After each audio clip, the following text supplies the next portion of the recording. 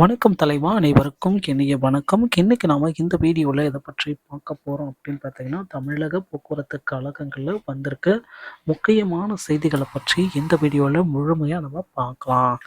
நம்ம சேனலுக்கு புதியவராக இருந்தீங்கன்னா ஒரே ஒரு சப்ஸ்கிரைப் அண்ட் பெல்லை மட்டும் கிளிக் பண்ணி வச்சுக்கோங்க. நம்ம சேனலில் வர அப்டேட்ஸ் எல்லாமே மிஸ் பண்ணாமல் இருக்க இது மிகவும் அவசியங்க.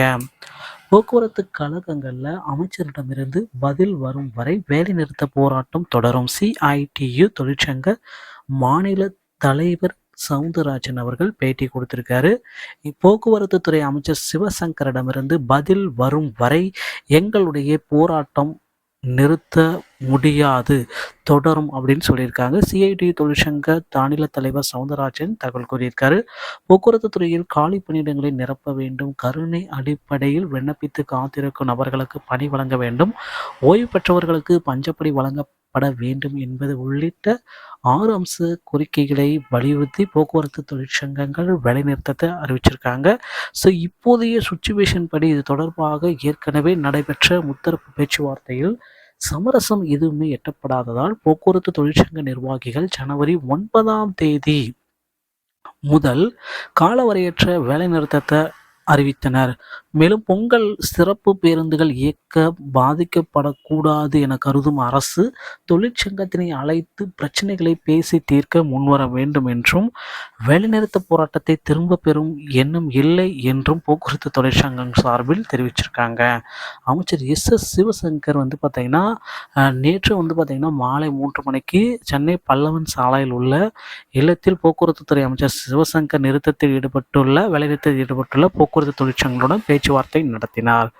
அதனை அடுத்து பேட்டியளித்த அமைச்சர் சிவசங்கர், போக்குவரத்து தங்க தொழிற்சங்க நிர்வாகியுடனான பேச்சுவார்த்தை ஜனவரி 7ஆம் தேதி தொடரும்.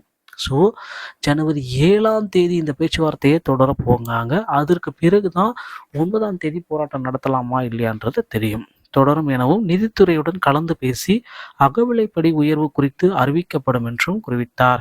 இதனையடுத்து செய்தியாளர்களை சந்தித்த சிஐடியு மாநில தலைவர் சவுந்தரராஜன், அமைச்சர்களிடமிருந்து பதில் வரும் வரை எங்களின் வேலைநிறுத்த போராட்ட முடிவு தொடரும். பேச்சுவார்த்தை மூலம் நல்ல முடிவை எட்ட வேண்டும் என்பதுதான் எங்களின் விருப்பம். நாளை மறுநாள் வரை அமைச்சரின் பதிலுக்காக காத்திருப்போம் என்று சவுந்தரராஜன் அவர்களும் குறிப்பிட்டிருக்காரு. ஸோ போக்குவரத்து கழகத்தில் டிரைவர் கண்டக்டருக்கு உண்டான 2023 அறிவிப்பு என்ன ஆயிற்று? இதுதாங்க மிகப்பெரிய கேள்விகளாக இருக்குது. 2023 டிரைவர் மற்றும் கண்டக்டருக்கு உண்டான ஒரு மாபெரும் பணியிடத்தில் அறிவிப்பை வெளியிட போகிறதா சொல்லியிருக்காங்க. ஸோ ஆல்ரெடி நடந்து முடிந்த நேர்முக தேர்வு மற்றும் செய்முறை தேர்வில் நிறைய பேர் பார்த்தீங்கன்னா கட் ஆஃப் கம்மியாக இருக்குது, எனக்கு வாய்ப்பு கிடைக்குமான்ட்டு கேட்டிருக்கீங்க.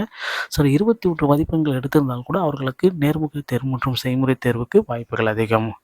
ஸோ மக்களே, டிஎன்எஸ்சி சம்பந்தமான செய்திகள் அனைத்தையும் உடனுக்குடன் பெற நம்ம சேனலோடு இணைந்திருங்கள். அடுத்த வீடியோவில் சந்திக்கிறேன். நன்றி, வணக்கம், தேங்க்யூ.